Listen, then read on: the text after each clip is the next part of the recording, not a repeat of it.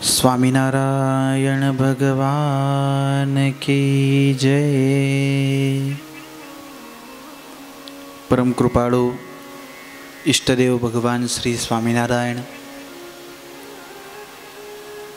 कथेचे श्रवण करून राहिलेले सर्व हरिभक्त सर्वांना प्रेमाने जय श्री स्वामीनारायण।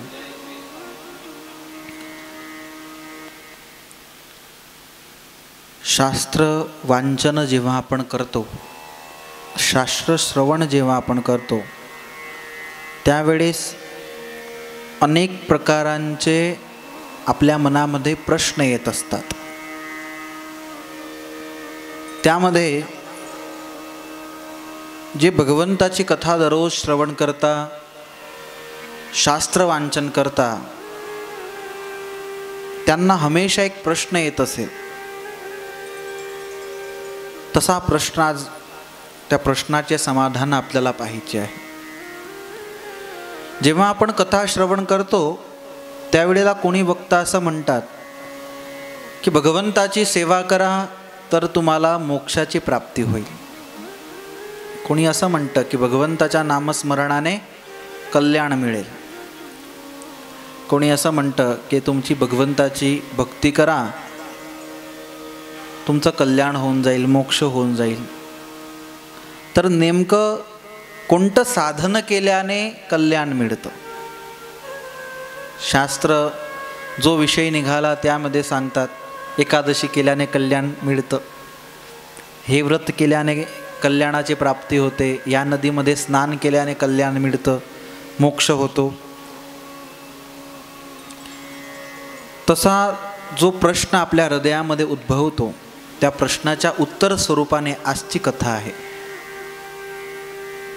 विक्रम संवत 1876चा ते वर्ष होतं आणि पौष कृष्ण पंचमीच्या दिवशी भगवान स्वामीनारायण गडपूरला दादा खाचर यांच्या दरबारामध्ये श्वेत वस्त्र धारण करून आणि एक ठेंगण्या बाकावरती विराजमान होते। मुक्तानंद स्वामी सारखे विद्वान संत तिथे समोर बसले आहे, हरिभक्त बसले आहे। आणि तेव्हा मुक्तानंद स्वामींनी भगवान स्वामीनारायण यांना असा प्रश्न विचारला, भगवंताला प्रसन्न करावयाची अनेक साधनं शास्त्रांमध्ये सांगितलेली आहे, पण त्या सर्व साधनांमध्ये असे कुठले एक साधन आहे की जे साधन केल्याने भगवंत प्रसन्न होतील? तसे केवळ ते एकच साधन केल्याने भगवान प्रसन्न होऊ शकतील, ते एक साधन आम्हाला सांगा की ज्या साधनाने भगवंताच्या धामाची पण प्राप्ती होईल। शास्त्रांमध्ये अलग अलग चर्चा आहे, तर त्या सर्वांचा एकच असा साधन उपाय सांगा आम्हाला। भगवान यांच्या मुखातून जे वाणी निघते त्या वाणीला वेदांच्या भाषेमध्ये आप्तवाक्य असं म्हटलेलं आहे। आप्तवाक्य म्हणजे ते वाक्य कधीही खोटं नसतं। भगवान हमेशा सत्य वचन बोलत असतात, त्याला आप्तवाक्य म्हटलेलं आहे। पूर्ण हे वचनामृत आहे, हे आप्तवाक्य आहे। आणि वचनामृतामधली चर्चा मी तुम्हाला सांगित आहे। तर भगवान म्हणतात की हो, एक साधन असं आहे की जे केल्याने भगवंत प्रसन्न होतात। ते साधन म्हणजे भगवंताचा परिपक्व आश्रय। आश्रय, शरणागती, समर्पण हे जे शब्द आहे समानार्थी शब्दांसारखे आहे। लहान लहानसा फरक या शब्दांमध्ये आहे। तर आश्रय, शरणागती, भगवंताचे स्वीकार केल्याने आजपासून माझं तन, मन, धन हे सर्वस्व तुमचे, हा जो आश्रय आहे तो केल्याने भगवान म्हणतात की सर्वस्व त्यामध्ये येऊन गेलं. हेच सर्व साधनांमध्ये अतिशय मोठे आहे, खरंच खूप मोठे आहे. आपण एकेवेळी पैसे देऊन सुटून जात असतो की आपण भगवंताचे भक्त आहोत. एकाच वेळी हातामध्ये झाडू घेऊन मंदिराची स्वच्छता करून सुटून जात असतो. पण तन मन धनाने सर्वस्व भगवंताच्या शरणी होऊन जाणं, त्याला म्हणता आश्रय. स्वतःचं मन पण अर्पण करून देणं. तर त्याकरता मोठं काहीच नाही. फक्त बोलण्याने आश्रय होत, मनाने आश्रय स्वीकारावा लागतो. आणि भगवान श्रीकृष्ण गीताजीमध्ये म्हणतात की जो माझा आश्रय येतो त्याचं सर्व कार्य करण्याची माझी जिम्मेदारी असते. आणि जो भक्त भगवंताचा आश्रय स्वीकारतो तो कुठेही मागे पडत नाही. तो काळाच्या मस्तकावरती पण लात मारतो. डडूसर गावाला गलूजी भक्त होते.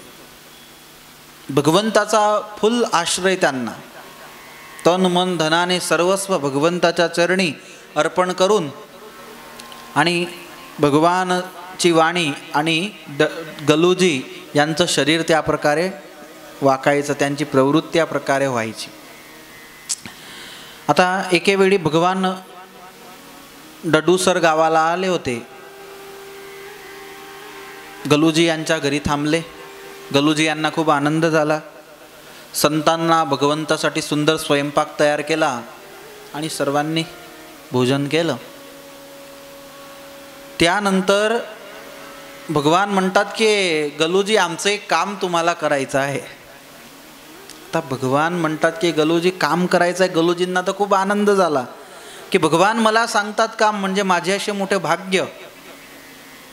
आणि गलूजींनी हात जोडून भगवंताला विचारलं की तुम्ही सांगाल ते काम करू, काय आज्ञा आहे. भगवान म्हणतात की इथून 5 किलोमीटरवरती वडथल गाव आहे. त्या वडथल गावाला काही संत राहतात, जिथे सध्या एक राम मंदिर आहे. त्या मंदिराची भगवान इथे गोष्ट करीत आहे. तर त्या गावाला काही संत राहतात. आमची अशी हृदयातून आज सकाळपासून इच्छा होत आहे की त्यांना साखर आणि एक नारळ पाठवू. हा आनंद काही वेगळा होता बरं. आपल्याला आज जिलंबी खाल्ल्यानंतर पण जो आनंद वाटत नव्हता, त्या काळामध्ये कोणी जर साखर दिली तरी पण आनंद होत होता. साखर वाटायचे, चणे वाटायचे. तर हा त्या लोकांसाठी एक आहार आणि चांगल्यात चांगला पदार्थ होता, जे कोणत्या आनंदी प्रसंगी खात असायचे. आता भगवंतांनी सांगितलं म्हणजे यांनी साखर घेतली, एक नारळ घेतलं आणि वडथल गावाच्या रस्त्याने निघाले. भगवंतांनी जाता जाता गलूजींना आज्ञा दिली की बघा, आमची तुम्हाला अशी आज्ञा आहे की कोणतंही विघ्न रस्त्यामध्ये आलं तरी तुम्ही थांबायचं नाही. तुम्ही आमचं कार्य करण्यासाठी जात आहात. ज्या प्रकारे भगवान श्री रामचंद्रजी यांचं कार्य करण्यासाठी हनुमानजी महाराज गेले, त्या प्रकारे गलूजी भगवंताचं कार्य करण्यासाठी निघाले. भगवंताची आज्ञा हृदयामध्ये पक्की करून घेतली, रस्त्याने निघाले. आणि भगवंताला तर सर्वच माहिती होतं. रस्त्यात जात असताना एक खूप मोठा सर्प, साप, नाग रस्त्यामध्ये बसला होता. काळा शार आहे. आणि गलूजींचा रस्ता थांबवला. दैवी नाग आहे. कशा दैवी आहे या कथातून तुम्हाला कळेलच. गलूजींनी विचारलं की कोण आहे म्हणे तू. तर तो म्हणतो, त्याला वाचा फुटली, कारण स्वयं काळ होता. तो म्हणतो मी तुमचा काळ आहे आणि तुमच्या जीवनाचे जे शेवटचे दिवस होते त्या दिवसांपैकीतला आजचाच शेवटचा दिवस आहे. तुम्हाला घेण्यासाठी चालू आहे. तुम्हाला दंश देईल आणि तुम्ही मरून जाल. गलूजी म्हणतात पहा, तू आला असता, शेवटचा दिवस आहे, कोणी थांबवू शकत नाही. ज्या प्रकारे परीक्षित महाराजांना दंश देण्यासाठी आला होता, तसा तू आज आला आहे म्हणे, मला काही हरकत नाही, आनंदाने मी तर भगवंताच्या अक्षरधामातच जाणार आहे, पण आज कार्य करायचं आहे भगवान स्वामीनारायणचे, आणि ते कार्य केल्याशिवाय मला भगवंताची आज्ञा आहे, कसंही विघ्न आलं थांबायचं नाही, मी माझं कार्य पूर्ण करून येतो आणि वापस आल्यानंतर मग तू मला दंश देशील तर चालेल, पण आता बाजूला होऊन जा. भगवंताचं कार्य करण्यासाठी निघाले गलूजी. मुखामध्ये स्वामीनारायण स्वामीनारायण नाव होतं, भगवंताचा संपूर्णपणे आश्रय होता. तो सर्प म्हणतो मला ते काही माहिती नाही, ज्याचा वेळ आला ज्याचं नाव आलं त्याची चिठ्ठी फाटूनच जाते. दंश द्यायला गलूजी जवळ गेला आणि गलूजींनी त्याच वेळेला त्या सर्पाला लात मारली भगवान स्वामीनारायणचं नाव घेऊन. तो कुठे पडला गलूजीलाही माहिती पडलं नाही, जोराने कुठेतरी फेकून दिला. आणि गलूजी वडथल गावाला गेले, तिथे संत राहत होते, त्या संतांना साखर आणि नारळ दिलं, सांगितलं की भगवान स्वामीनारायण तुम्हाला याद करीत होते आणि ही भेट देण्यासाठी सांगितलं आहे. वापस फिरले आणि भगवंताला हात जोडून म्हणतात की तुम्ही सांगितलेलं कार्य पूर्ण झालेलं आहे. पण रस्त्यामध्ये एक आश्चर्य घडलं. मी जेव्हा जात होतो त्या टायमाला एक सर्प माझा काळ बनून आला होता आणि असा प्रसंग घडला.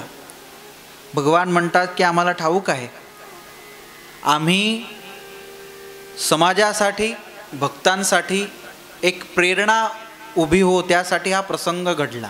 आम्हाला माहिती होतं की सर्प येणार आहे, तुमचा काळ बनून येणार आहे, पण हरिभक्तांना पण कळायला पाहिजे की आमचा जो आश्रित असतो आणि आमची आज्ञाधारी जो असतो तो काळाला पण लात मारू शकतो. आमची आज्ञा जो कोणी पाडेल तो काळाच्या मस्तकावरती पाय ठेवून आणि आमच्या अक्षरधामापर्यंत येईल.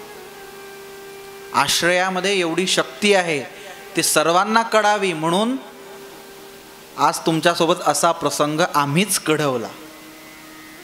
जे दृष्टांतचा सिद्धांत असा आहे की भगवंताच्या आश्रयामध्ये किती पावर आहे ते भगवंतांनी या प्रसंगाद्वारा कळवलं. म्हणून भगवान म्हणतात की सर्व साधन एक बाजूला आणि भगवंताची शरणागती एक बाजूला. तर आश्रय हा परिपक्व असायला पाहिजे. मग कोणी आपल्याला काही सांगून दिलं आणि मग भगवान स्वामीनारायणविषयी आपल्याला विचित्र चित्र विचार येऊ लागले आणि आपण आपल्या निश्चयामध्ये आश्रयामध्ये फेर पडला तर त्याला आश्रय म्हणता येत नाही. तर सर्व साधनांमध्ये अतिशय मोठं हे साधन आहे आणि ह्या साधन केल्याने भगवान अतिशय प्रसन्न होतात. दुसरे एक पण साधन केल्याने जेवढे प्रसन्न होत नाही, जेवढे साधन केल्याने भगवान प्रसन्न होत नाही, तेवढे एक भगवंताचा आश्रय केल्याने भगवान अतिशय प्रसन्न होतात. पण भगवान म्हणतात की तो दृढ असणं खूप गरजेचं आहे.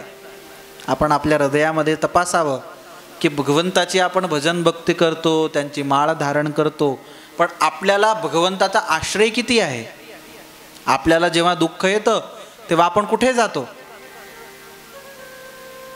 दुनियामध्ये जेव्हा मनुष्यांना दुःख येतं तेव्हा तो त्याच्या मित्रांना सांगतो, तेव्हा संबंधी वर्गाला सांगतो, पण कधी मंदिरात जाऊन आपण भगवंताला सांगतो का. बघा, घराघरांमध्ये मलम असेल किंवा नसेल, पण दरेकांच्या घरामध्ये मीठ तर पडलंच आहे. म्हणून सहजासहजी कोणाला पण आपले दुःख तर सांगूच नाही. दुःख सांगावे भगवंताला सांगावे, आपले सुख ते भगवंताला सांगावे. म्हणून दृढता खूप असण्याची गरजेची आहे आणि त्यामध्ये अपूर्णता नसावी. भगवान म्हणतात की आश्रय पण 3 प्रकारांचा आहे. आपण भगवंताचा आश्रय स्वीकारलेला आहे, आपला कोणत्या पैकीतला आहे तो पण यामधून शिकण्यासारखा आहे. इथे स्वामींनी खूप सुंदर सांगितलं, भगवंतांनी खूप सुंदर सांगितलं की तर्क वितर्काशिवाय आणि भगवंताविषयी जो तुमचा दृढ आश्रय आहे तो एक वेळा कोणी तुम्हाला सांगून दिलं, जसं आपली आई आपल्याला सांगते की हे तुझे वडील आहे, मग आपण त्यात शंका करतो का. त्या प्रकारे आपल्या पूर्वजांनी, आपल्या वडिलांनी, संतांनी आपल्याला सांगितलं हे भगवान आहे, मग त्यामध्ये शंका न करणारा, आणि ब्रह्माजी सारखे पण त्याच्याजवळ येऊन बसले आणि सांगितलं की हे भगवान नाही, तरी पण ब्रह्माजींची पण गोष्ट न मानणारा आणि त्याच्या हृदयामध्ये पक्क हेच भगवान आहे, हेच माझे कल्याण देणारे आहे असं जो समजून बसतो तो आणि कोणत्याही परिस्थितीत विचलित होत नाही, त्याला मूढत्व असणे असा जो आश्रय आहे त्याला सांगण्यात आलं. म्हणजे एक कट्टरता, हेच भगवान असा आश्रय. त्यानंतर दुसऱ्या नंबरचा आश्रय प्रीतीवाला आश्रय, की भगवंतावर अत्यंत प्रीती असणे आणि त्याशिवाय इतर कोणत्याच पदार्थांमध्ये प्रीती नसणे. कोणी जबरदस्ती पण सांसारिक पदार्थांमध्ये प्रीती लावण्याचा प्रयत्न केला तरी पण त्याला होत नाही, तो शेवटी भगवंताजवळ येऊन जातो.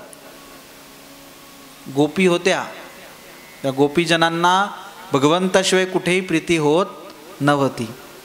मीराबाई होत्या, त्यांना भगवंतामध्येच प्रेम होता, पण काळ असा आला की लग्न करावं लागलं राजा भोजसोबत, तरी पण राजपाट, महाराणी आहे राज्याच्या, तरी पण ते त्यांना बांधू शकल्या नाही. प्रेम तर शेवटपर्यंत भगवंतावरतीच राहिला आणि त्या प्रेमाच्या कारणाने ते संपूर्ण भगवंतामध्येच प्रेम करता. हा तिसऱ्या प्रकारचा आश्रय आहे की त्यांना भगवंताविषयी, जीवबा लाडूबा यांना भगवंताविषयी प्रेम होता. सच्चिदानंद स्वामी होते संप्रदायामध्ये, त्यांना तसा प्रेम होता. भगुजी करून भगवंताच्या मागे अंगरक्षक राहायचे. युद्धामध्ये त्यांना शरीरावरती, छातीवरती 18 घाव लागले होते, 18 निशाण झाले होते. आणि त्यावेळेला काळ घेण्यासाठी आला भगुजींना, आणि त्यावेळेला सच्चिदानंद स्वामी एवढे पॉवरफुल की काळाची बोची पकडून बाहेर काढला होता. असे प्रेमी संत होते. तर तो दुसऱ्या नंबरचा आश्रय. आणि तिसऱ्या नंबरचा शास्त्र वाचन करून, भगवंताची कथा ऐकून आणि तत्वज्ञान पूर्ण भगवंताला समजून की संपूर्ण सृष्टीचे रचयिता ते भगवान आहे, पुरुष प्रकृतीचे रूपाने पण भगवानच राहिले आहे, विराट स्वरूपामध्ये भगवान विराजमान आहे, या ब्रह्मादिक देवतांच्या रूपाने भगवान आहे, आणि नारदादिक अवतार धारण करणारे पण भगवानच आहे. या सर्व तत्वांना समजून जो समजुतीने भगवंताचा आश्रय करतो, त्या आश्रयासारखा भगवान म्हणता एक पण आश्रय नाही. त्यांनी समजून भगवंताचा आश्रय केला आहे, मग त्याला ब्रह्माजी काय, तो स्वतः पण ते आश्रय सोडण्याचा प्रयत्न केला पण तो त्याचा आश्रय सुटत नाही. म्हणून समजणपूर्वक, समजुतीपूर्ण भगवंताचा आश्रय करावा, आणि त्यासाठी गरजेचं आहे दररोज भगवंताची कथा श्रवण करावी. भगवंताचा एक आश्रय असला तर दुसरे एक पण साधन करण्याची गरज नाही. असा सुंदर उपदेश भगवंतांनी या गरढा प्रथम प्रकरणाच्या 33व्या वचनामृतामध्ये दिलेला आहे. आपण आपल्या हृदयामध्ये हा भगवंताचे सुंदर जे आप्तवाक्य आहे ते धारण करावे आणि भगवंताचे शरणागती स्वीकारावी, तर भगवान नक्कीच आपल्या दुःखासुखामध्ये आपल्या सोबतीला राहतील. सहजानंद स्वामी महाराज की जय. जय श्री स्वामीनारायण.